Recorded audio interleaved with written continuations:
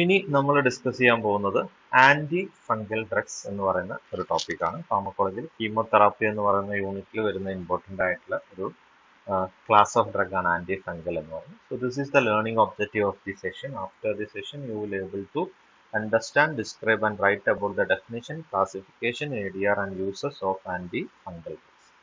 So let's start with the definition of antifungal drugs. Antifungal drugs can be defined as the drugs which is used for the fungal infection or mycosis. Mycosis എന്ന് പറയുന്ന case മൈക്രോബയോളജിയിൽ പഠിച്ചിട്ടുണ്ടാവും. Fungus cause ചെയ്യുന്ന പല ഡിസീസസിനെയും പറയുന്ന പേരാണ് mycosis എന്ന് പറയുന്നത്.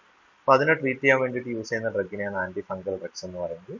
So we can classify antifungal drugs as antibiotic, antimetabolites, azoles, allylamine and other topical agents.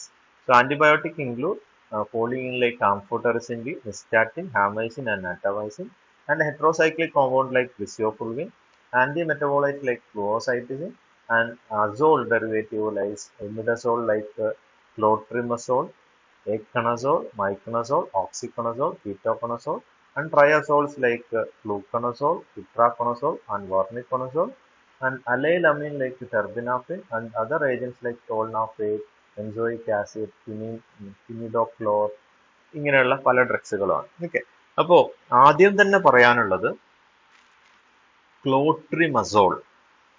അസോൾ എന്ന് പറയുന്ന സാധനങ്ങളിൽ അവസാനിക്കുന്ന എല്ലാ ഡ്രഗ്സുകളും ആന്റിഫംഗൽ ഡ്രഗ്സുകളാണെന്ന് വിചാരിക്കരുത്. നമ്മൾ GITയിൽ ഒരു പാൻഡോപ്രസോൾ, ഒമിപ്രസോൾ പോലെയുള്ള ഡ്രഗ്സുകൾ പഠിച്ചിട്ടുണ്ട്. അതുപോലെ ആന്റി അമോബിക് ഡ്രഗ്സുകൾ, മെട്രോണിഡസോൾ പോലെയുള്ള ഡ്രഗ്സുകൾ പഠിച്ചിട്ടുണ്ട്. ഇനി ആന്റിഫംഗലിൽ നമ്മൾ പഠിക്കാൻ പോകുന്നതാണ് ക്ലോട്രിമോക്സസോളും ഫ്ലൂക്കണസോളും കീറ്റോകണസോൾ പോലെയുള്ള ഡ്രഗ്സുകൾ. സൾഫണമൈഡ് ആന്റിബയോട്ടിക്കിൽ നമ്മൾ ഓട്രിമോക്സസോൾ എന്ന് പറയുന്ന ഒരു സാധനം പഠിച്ചിട്ടുണ്ട്.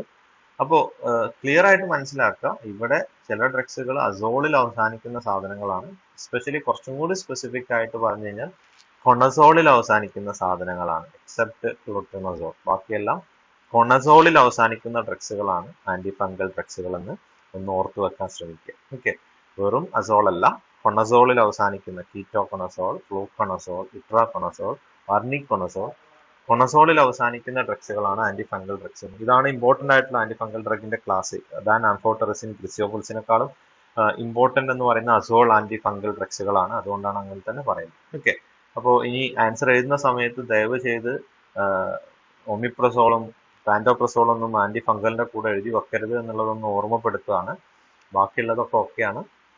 കൊണസോളിൽ അവസാനിക്കുന്നതാണ്. ട്രാസോളിൽ അവസാനിക്കുന്ന സാധനങ്ങളൊക്കെ പ്രോട്ടോൺ പമ്പ് ഇൻഹിബിറ്റേഴ്സുകളാണെന്ന് മനസ്സിലാക്കാം. Okay, first one is amphotericin B. പോളിയീൻ എന്ന് പറഞ്ഞ ഗ്രൂപ്പിൽ വരുന്ന സാധനമാണ് ആംഫോടെറിസിൻ ബി എന്ന് പറയുന്നത്.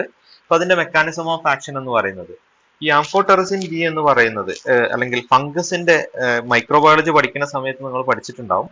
വൈറസിന്റെ സെൽവാള് കമ്പോസ് ചെയ്തിട്ടുള്ള കൈറ്റിൻ എന്ന് പറയുന്ന ഒരു കോമ്പൗണ്ട് കൊണ്ടാണ്. ആ കൈറ്റിൻ എന്ന് പറയുന്ന സാധനത്തിന്റെ ഇമ്പോർട്ടന്റ് ആയിട്ടുള്ള ഒരു കോൺസ്റ്റിറ്റ്യൂന്റ് എന്ന് പറയുന്നത് കൊളസ്ട്രോൾ എന്ന് സിന്തസിസ് ചെയ്യുന്ന എർഗോസ്റ്റിറോൾ എന്ന് പറയുന്ന ഒരു സാധനമാണ്.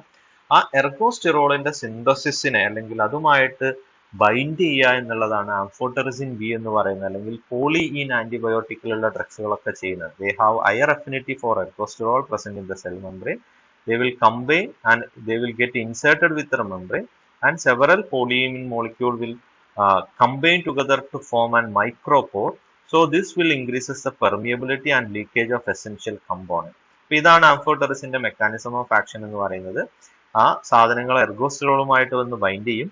അതൊരു ഫോം ഇതുപോലെയുള്ള ആംഫോടെറിസിന്റെ ഇതിന്റെ അകത്ത് പോർ ഫോർമേഷൻ ഉണ്ടാകും. അതിന്റെ ഫംഗസിന്റെ സെല്ലിന്റെ അകത്ത് ഇതുപോലെയുള്ള ഒരു പോർ ഫോം ചെയ്യും. കുറെ അധികം എർഗോസ്റ്റിറോൾ മോളിക്യൂൾസും ആംഫോടെറിസിനും കൂടി ജോയിൻ ചെയ്തിട്ട് ഒരു ഫോം ചെയ്യും. അതിന്റെ ഭാഗമായിട്ട് ഫംഗസിന്റെ സെല്ലിന്റെ അകത്തുള്ള എസെൻഷ്യൽ ആയിട്ടുള്ള കമ്പോണൻസുകൾ ലീക്ക് ഔട്ട് ചെയ്യും. അതിന്റെ ഭാഗമായിട്ട് സെല്ലിന്റെ ഫംഗൽ സെല്ലിന്റെ ഡെത്ത് ഉണ്ടാവും. ഓക്കെ, ഇതാണ് ഇതിന്റെ മെക്കാനിസം ഓഫ് ആക്ഷൻ. ഇനി ഇതിന്റെ സ്പെക്ട്രം പറയുകയാണെങ്കിൽ ഇതൊരു വൈഡ് റേഞ്ച് ഓഫ് സ്പെക്ട്രം കാണിക്കുന്ന ഒരു ഡ്രഗാണ് ആംഫോടെറിസിൻ ബി എന്ന് പറയുന്നത്. കാൻഡിഡ ആൽബിക്കം, ഹിസ്റ്റോപ്ലാസ്മ കാപ്സുലേറ്റ, ക്രിപ്റ്റോകോക്കസ് നിയോഫോം, ബ്ലാസ്റ്റോമൈസിസ് ഡെർമറ്റൈഡിസ്, ഇങ്ങനെ ഇതുപോലെ കുറെ അധികം ഫംഗസിനെ കില്ല് ചെയ്യാൻ പറ്റുന്ന ഒരു ഡ്രഗാണ് ആന്റിബയോട്ടിക് എന്ന് പറയുന്നത്.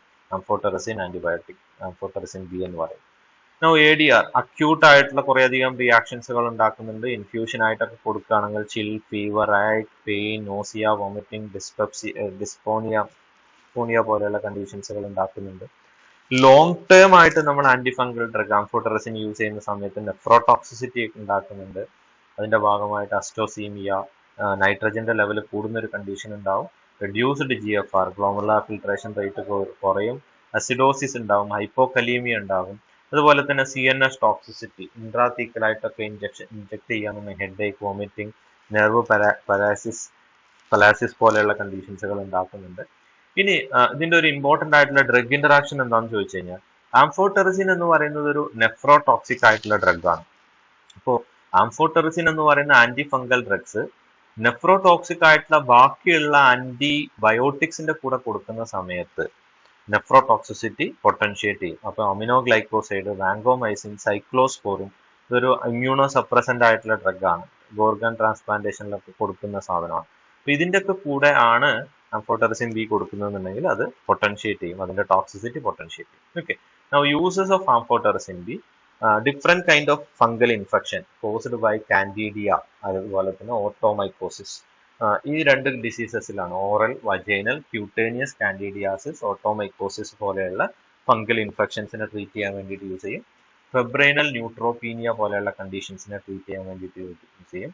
ലീഷ്മാനിയാസിസ് പോലെയുള്ള കണ്ടീഷൻസിനെ ട്രീറ്റ് ചെയ്യാൻ വേണ്ടിയിട്ട് യൂസ് ചെയ്യും. ഇൻഡസ്ട്രീഷ്യൽ കാൻഡിഡിയ ആൽബിക്കൻസ് പോലെയുള്ള ഫംഗസ് കോസ് ചെയ്യുന്ന ഇൻഡസ്ട്രീഷ്യൽ ഇൻഫെക്ഷൻസിനെ ട്രീറ്റ് ചെയ്യാൻ വേണ്ടിയിട്ടും യൂസ് ചെയ്യുന്നുണ്ട് ആംഫോടെറിസിൻ ബി എന്ന്. Okay, next one is griseofulvin. അടുത്ത ഒരു ആന്റിബയോട്ടിക് ആണ്. ഹെറ്ററോസൈക്ലിക് ബെൻസോഫുറാൻ ക്ലാസിഫിക്കേഷനിൽ വരുന്ന ഒരു ആന്റിബയോട്ടിക് ആന്റി ഫംഗൽ ഡ്രഗ് ആണ് ഗ്രിസിയോഫുൾവാൻ എന്ന് പറയുന്നത്. സോ ഇതിന്റെ പ്രത്യേകത എന്ന് പറയുന്നത്, griseofulvin will bind with tubulin protein. Tubulin എന്ന് പറയുന്ന പ്രോട്ടീന്റെ പ്രത്യേകത എന്ന് പറയുന്നത്, നിങ്ങൾ സെൽ ഡിവിഷൻ പഠിച്ച സമയത്ത് പഠിച്ചിട്ടുണ്ടാവും. ക്രോമസോം രണ്ട് സൈഡിലോട്ട് അതിനെ വലിക്കുന്ന സമയത്ത് സ്പിൻഡിൽ ഫോം ചെയ്യും. ആ ക്രോമസോമിനെ രണ്ട് സൈഡിൽ നിന്ന് ഈ സ്പിൻഡിൽ പിടിച്ച് വലിക്കുന്ന സമയത്ത് അത് ഈക്വലി ഹാഫായിട്ട് മാറും എന്നൊക്കെ പഠിച്ചിട്ടുണ്ട്. അപ്പൊ അതിന് വേണ്ടിയിട്ടുണ്ടാവുന്ന സ്പിൻഡിൽ ഫോം ചെയ്യാൻ വേണ്ടിയിട്ടുള്ളൊരു പ്രോട്ടീനാണ് ട്യൂബുലിൻ എന്ന് പറയുന്നത്. ഓക്കെ, അപ്പൊ അതിന്റെ ഭാഗമായിട്ട് സ്പിൻഡിൽ ഫോർമേഷന്, മൈറ്റോട്ടിക് സ്പിൻഡിൽ ഫോർമേഷന് അത് ഇൻഹിബിറ്റ് ചെയ്യും. അതിന്റെ ഭാഗമായിട്ട് inhibition of separation of daughter nucleus എന്ന് പറയുന്ന പ്രോസസ്സിനെ ഇൻഹിബിറ്റ് ചെയ്യും. അപ്പൊ ടോട്ടലായിട്ട് ഇത് ഇന്റർഫിയർ ചെയ്യുന്നത് മൈറ്റോസിസ് എന്ന് പറയുന്ന സെൽ ഡിവിഷൻ എന്ന് പറയുന്ന ആ ഒരു പ്രോസസ്സിനെയാണ്. ഇതിന്റെ ഭാഗമായിട്ട് it will not kill the fungus, but it will produce an bacteriostatic effect. ബാക്ടീരിയത്തിന്റെ ഗ്രോത്തിനെ, ഫർദർ മൾട്ടിപ്ലിക്കേഷനെ ബ്ലോക്ക് ചെയ്യുക മാത്രമേ ചെയ്യുള്ളൂ. It cannot kill the microorganism. Okay, now let's see what are the ADR. headache, GIT disturbances, CNS symptoms and peripheral neuritis, rashes, photoallergy. If this occur, we should warn discontinuation. And gynecomastia, that is one of the important ADR of Griseofulvin. Gynecomastia എന്ന് പറയുന്നത്. Then transient leukopenia and albinuria, these are the ADR. Now drug interaction include, it's an enzyme inducer, so it will it will fasten the metabolism of warfarin. ഇപ്പോൾ enzyme inducer കൊടുത്തു കഴിഞ്ഞാലുള്ള problem എന്ന് പറയുന്നത്, ഇതിന്റെ കൂടെ കൊടുക്കുന്ന ഡ്രഗ്സിന്റെ ഒക്കെ എഫിക്കസി കുറയും. ഇപ്പോൾ ഇതിന്റെ കൂടെ ഓറൽ കോൺട്രാസെപ്റ്റീവ്സ് ഒക്കെ കൊടുക്കുകയാണെന്നുണ്ടെങ്കിൽ കോൺട്രാസെപ്റ്റീവ് ഫെയിലിയർ ഉണ്ടാവും, പ്രഗ്നന്റ് ആവാനുള്ള ചാൻസസ് ഉണ്ട്. ഫിനോബാർബിറ്റോന്റെ കൂടെ കൊടുക്കുന്ന സമയത്ത് it will reduces the oral absorption and induce the metabolism of griseofulvin. Now uses include treatment of tinea captitis, tinea barbae, tinea pedis, and also for the treatment of ongomycosis caused by tinea angium on nail. Nail ഉണ്ടാവുന്ന ഒരു infection ആണ്, നഖത്തിൽ ഉണ്ടാവുന്ന ഒരു infection ആണ് ഓങ്കോമൈക്കോസിസ് എന്ന് പറയുന്നത്, caused by tinea angium.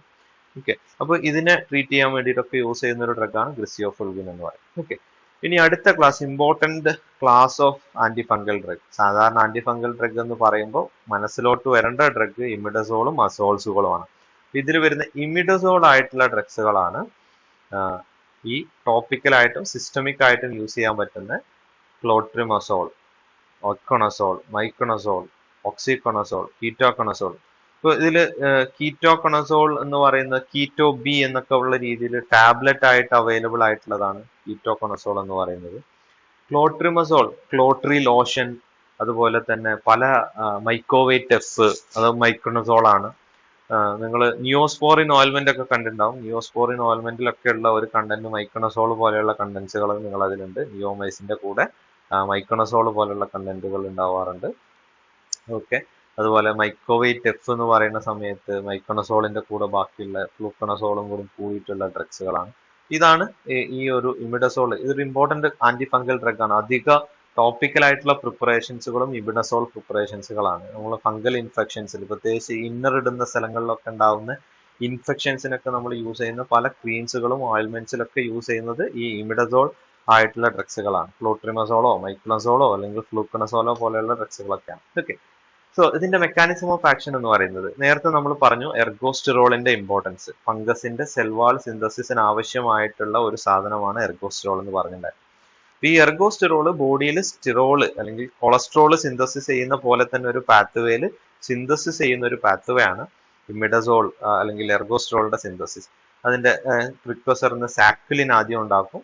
സാക്വിലിൻ എപ്പോക്സൈഡിന്റെ ഹെൽപ്പോട് കൂടിയിട്ട് ലാനോസ്റ്റിറോൾ ആക്കി മാറ്റും. ലാനോസ്റ്റിറോൾ 14 ആൽഫ ഡിമിഥൈലേസ് എന്ന് പറയുന്ന എൻസൈമിന്റെ ഹെൽപ്പോട് കൂടി എർഗോസ്റ്റിറോൾ ആക്കി മാറ്റും. ഓക്കെ, പിന്നെ ഇമിഡസോളും അതുപോലെ തന്നെ അസോൾ ഡെറിവേറ്റീവ്സുകളൊക്കെ ചെയ്യുന്നത് ഈ ലാനോസ്റ്റിറോൾ 14 ആൽഫ ഡിമിഥൈലേസ് എന്ന് പറയുന്ന എൻസൈമിനെ ഇൻഹിബിറ്റ് ചെയ്യുക എന്നുള്ളതാണ്. ഈ എൻസൈമിനെ ഇൻഹിബിറ്റ് ചെയ്യുന്നതിന്റെ ഭാഗമായിട്ട് ലാനോസ്റ്റിറോൾ എർഗോസ്റ്റിറോൾ ആക്കി മാറ്റുന്ന ഈ ഒരു റിയാക്ഷനെ ഇൻഹിബിറ്റ് ചെയ്യും. അതിന്റെ ഭാഗമായിട്ട് എർഗോസ്റ്റിറോളിന്റെ സിന്തസിസിനെ ഇൻഹിബിറ്റ് ചെയ്യും. ഫംഗൽ സെൽവാൾ സിന്തസിസ് ഇല്ലാതെ ഇരിക്കും. അങ്ങനെ സെൽവാൾ എങ്കിൽ ഫംഗസിനെ കിൽ ചെയ്യും. ഇതാണ് ഇതിന്റെ മെക്കാനിസം ഓഫ് ആക്ഷൻ എന്ന് പറയുന്നത്. It will inhibit lanosterol 14 demethylase, which is an enzyme responsible for the conversion of ലാനോസ്റ്റിറോൾ to ergosterol. Okay, അതിന്റെ ഭാഗമായിട്ട് ഫംഗൽ സെൽവാൾ സിന്തസിസിനെ ഇൻഹിബിറ്റ് ചെയ്യും. സെൽവാൾ ഡെഫിഷ്യന്റ് ആയിട്ടുള്ള ഫംഗസ് ഉണ്ടാവുന്നത് കൊണ്ട് തന്നെ ഫംഗസിനെ ഈസി ആയിട്ട് കിൽ ചെയ്യാൻ പറ്റും. Okay, important ADR of clotrimazole. ഈ ഇതിന്റെ ഏറ്റവും വലിയൊരു ഡ്രോബാക്ക് എന്ന് പറയുന്നത് ഗൈനക്കോമാസ്റ്റിയ ഉണ്ടാക്കുക എന്നുള്ളതാണ്. ക്ലോട്രിമസോള് കൊടുക്കുന്ന സമയത്ത് ഗൈനക്കോമാസ്റ്റിയ ഇൻ മെയിൽ ഓറലായിട്ട് നമുക്ക് കൊടുക്കാൻ പറ്റില്ല, ടോപ്പിക്കലായിട്ട് മാത്രമേ അത് കൊടുക്കാൻ പറ്റുള്ളൂ. And also menstrual irregularity in the female. This is the one of the important ADR clotrimazole. Okay. Now, this is mainly used for the treatment of ringworm infection, for tropical treatment. Then oropharyngeal candidiasis, clotrimazole റോഷ്യോ ആയിട്ട് കൊടുക്കാറുണ്ട്. Then skin infection, corynebacterium cause ചെയ്യുന്ന skin ഇൻഫെക്ഷന് വേണ്ടിയിട്ട് ഈ പറയുന്ന clotrimazole കൊടുക്കാറുണ്ട്. Okay, next one is ketoconazole. ബാക്കിയുള്ള സാധനങ്ങളുടെ ഒക്കെ പ്രത്യേകത എന്ന് പറയുന്നത് ഇതെല്ലാം ടോപ്പിക്കലായിട്ട് മാത്രമേ കൊടുക്കാൻ പറ്റുള്ളൂ. ഓൺലി സിസ്റ്റമിക്കലി ആക്റ്റീവ് ആയിട്ടുള്ള ഇമിഡസോൾ ആന്റിഫംഗൽ ഡ്രഗ് എന്ന് പറയുന്നത് കീറ്റോകണസോൾ ആണ്. ഓറലി എഫക്റ്റീവ് ആയിട്ടുള്ള ഒരേ ഒരു ബ്രോഡ് സ്പെക്ട്രം ആന്റിബയോട്ടിക് എന്ന് പറയുന്നത് കീറ്റോകണസോൾ ആണ്. ബാക്കിയുള്ളതൊക്കെ ടോപ്പിക്കലായിട്ട് കൊടുക്കാൻ പറ്റുള്ളൂ. But there is again one problem is there. In order to get absorbed the ketoconazole, it require low pH അല്ലെങ്കിൽ acidic pH ആണ്. ഗ്യാസ്ട്രിക്കിൽ ഓൾറെഡി ലോ pH ആണ് നമുക്കറിയാം, സ്റ്റൊമക്കിൽ ലോ pH ആണ്, acidic pH ആണ്. ആ സമയത്ത് മാത്രമേ കീറ്റോകണസോൾ അബ്സോർപ്ഷൻ നടക്കുള്ളൂ. എന്താണ് ഡ്രോബാക്ക് എന്ന് ചോദിച്ചു കഴിഞ്ഞാൽ, ആരെങ്കിലും അന്റാസിഡ് കഴിക്കുന്ന ആൾക്കാരുണ്ട് എന്ന് വിചാരിക്കാം.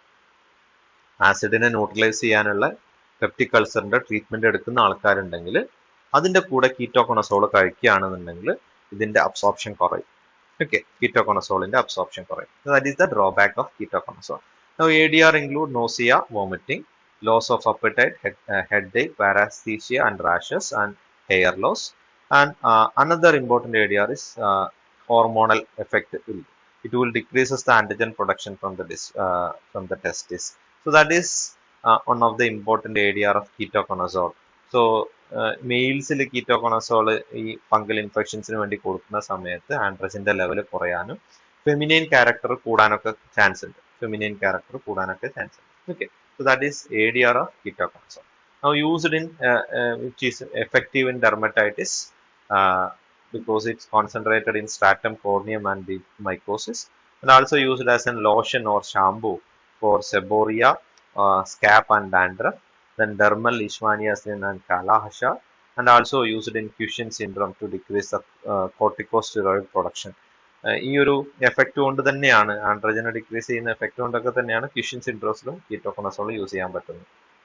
ഓക്കെ, നൗ അടുത്ത ഡ്രഗ്സുകളാണ് ഇതിൽ വരുന്ന ട്രയസോൾസുകളായിട്ടുള്ള ഫ്ലൂക്കണസോൾസ് എന്ന് പറയുന്ന ഡ്രഗ്സ്. ഓക്കെ, ഇമിഡസോൾസുകളും ട്രയസോൾസുകളുമാണ് അസോളിന്റെ ആന്റിഫംഗൽ ഡ്രഗ്സിൽ വരുന്ന ഇമ്പോർട്ടന്റ് ആയിട്ടുള്ള ഡ്രഗ്സുകൾ. അതിൽ ഫ്ലൂക്കണസോളാണ് ഇമ്പോർട്ടന്റ്. അപ്പോൾ ഏറ്റവും പ്രിഫേർഡ് ആയിട്ട് നമുക്ക് യൂസ് ചെയ്യാൻ പറ്റുന്ന ഒരു ആന്റിഫംഗൽ ഡ്രഗ്സ് എന്ന് പറയുന്നത് ഫ്ലൂക്കണസോളാണ്. അതിന് രണ്ട് കാരണങ്ങളാണ്. ഒന്ന് ഓറലി ആക്റ്റീവ് ആണ്. രണ്ടാമത്തത് ഓറലി pH-നുമായിട്ട് അഫക്റ്റ് ചെയ്യുന്നില്ല. നേരത്തെ നമ്മൾ കീറ്റോകോണസോളിന് പറഞ്ഞൊരു പ്രോബ്ലം ഉണ്ടായിരുന്നു, അസിഡിക് pH വേണം എങ്കിൽ മാത്രമേ അബ്സോർപ്ഷൻ നടക്കുകയുള്ളൂ എന്നുള്ളത്. ഈ ഫ്ലൂക്കണസോളിന് അങ്ങനെ ഒരു പ്രോബ്ലം ഇല്ല. It will not be affected by food or gastric pH, and ADR include nausea, vomiting, abdominal pain, elevation of hepatic transaminase. These are the important ADR. This is not recommended in pregnant and lactating women. That is the contraindication of fluconazole. Now, these are some of the drug interaction and uses: vaginal candidiasis, pharyngeal candidiasis, then eye drops for fungal keratitis, systematic and fungal candidiasis. These are some of the important uses of fluconazole. Now, next, allylamine antifungal drugs like terbinafine. അപ്പോൾ നേരത്തെ നമ്മൾ പറഞ്ഞ അതേ pathway, ഇത് act ചെയ്യുന്നതിൽ അതേ pathway തന്നെയാണ്. സാക്വിലിനെ ലാനോസ്റ്റിറോൾ ആക്കി മാറ്റുന്ന സ്ഥലത്ത് വേണ്ട എൻസൈം ഉണ്ട്, സാക്വിലിൻ എപ്പോക്സിഡേസ് എന്ന് പറയുന്ന ഒരു എൻസൈം. അതിനെ ഇൻഹിബിറ്റ് ചെയ്യുന്ന ഒരു ആന്റിഫംഗൽ ഡ്രഗ് ആണ് അലൈലമിൻ ഡ്രഗ്സ് ലൈക്ക് ടെർബിനാഫിൻ എന്ന് പറയുന്ന drugs. Okay, so they will act they are the non-competitive inhibitor of saccharine epoxidase, which is responsible for the conversion of saccharine to ലാനോസ്റ്റിറോൾ. ഇപ്പൊ ലാനോസ്റ്റിറോൾ ഉണ്ടെങ്കിൽ എർഗോസ്റ്റിറോൾ ഉണ്ടാവുള്ളൂ. ലാനോസ്റ്റിറോൾ ഉണ്ടാവണമെന്നുണ്ടെങ്കിൽ സാക്വിലിനെ ലാനോസ്റ്റിറോൾ ആക്കി മാറ്റണം. അതിന് വേണ്ട എൻസൈമാണ് സാക്വിലിൻ എപ്പോക്സിഡേസ് എന്ന് പറയുന്നത്. ഈ സാക്വിലിൻ എപ്പോക്സിഡേസ് എന്ന് പറയുന്ന ഡ്രഗിനെ ഇൻഹിബിറ്റ് ചെയ്യുന്ന ഡ്രഗ്സുകളാണ് അലൈലമീൻ എന്ന് പറയുന്ന drugs. Okay, the ADR include gastric upset, rashes, and hepatic dysfunction, hematological disorder, and this is mainly used for treatment of different species of Taenia, Taenia pedis, Taenia cruis, and Taenia corporis, and ongomycosis, Taenia capitidis, and other widespread lesion of oral infections. So this is the another example uses of terbinafine, another antifungal drugs. So last one, ഇനി ഇതിൽ extra വരുന്ന topical ആയിട്ടുള്ള കുറച്ച് ഏജൻസികളാണ് ടോൾനാഫേറ്റ് എന്ന് പറയുന്നത്, Taenia ക്രൂസിസ്, അതുപോലെ Taenia കോർപ്പാറിസ്. ഇതിനൊക്കെ specific ആയിട്ട് യൂസ് ചെയ്യുന്ന ഒരു ആന്റിഫംഗൽ ഡ്രഗ് ആണ് ടോൾനാഫേറ്റ് എന്ന് പറയുന്ന ഡ്രഗ്. അതുപോലെ ക്വിനിഡോക്ലോർ ഓറലായിട്ട് അഡ്മിനിസ്റ്റർ ചെയ്യാൻ പറ്റുന്ന ഒരു ആന്റിഫംഗൽ ഡ്രഗ് ആണ്. ലൂമിനൽ അമീബിയോസൈഡ്സിലൊക്കെ യൂസ് ചെയ്യുന്ന ഒരു ആന്റിഫംഗൽ ആന്റി ബാക്ടീരിയൽ ആക്ടിവിറ്റി ഉള്ള dermatophytosis, mycosis barbae, seborrheic dermatitis, infected eczema, ഇതുപോലെയുള്ള പല കണ്ടീഷൻസിലും യൂസ് ചെയ്യാൻ പറ്റുന്ന ഒരു ഡ്രഗ് ആണ് ക്വിനിഡോക്ലോർ എന്ന് പറയുന്നത്. Okay, so that's all about the antifungal drugs. ഇതും പലപ്പോഴായിട്ട് ചോദിച്ചു കണ്ടിട്ടുള്ള ഒരു ക്വസ്റ്റ്യൻ ആണ്. അതിൽ പ്രത്യേകിച്ച് ഇമ്പോർട്ടൻ്റ് ആയിട്ട് വരുന്ന അസോൾ ആയിട്ടുള്ള ആന്റിഫംഗൽ ഡ്രഗ്സുകളാണ്. പലപ്പോഴും പേരെടുത്ത് ചോദിച്ചിട്ടുള്ള ഡ്രഗ്സുകളാണ് ക്ലോട്രിമസോള്, അല്ലെങ്കിൽ കീറ്റോകോണസോള്, ഇതുപോലെ ഫ്ലൂക്കണസോള്. ഓക്കെ, അസോൾ ആയിട്ടുള്ള ആന്റിഫംഗൽ ഡ്രഗ്സുകൾ പലപ്പോഴും 5 മാർക്കിന് ഫാർമക്കോളജി ഓഫ് എന്ന് പറഞ്ഞ് ചോദിച്ചു കണ്ടിട്ടുള്ള ക്വസ്റ്റ്യൻ ആണ്. So that's all about the antifungal drugs. Thank you for patiently.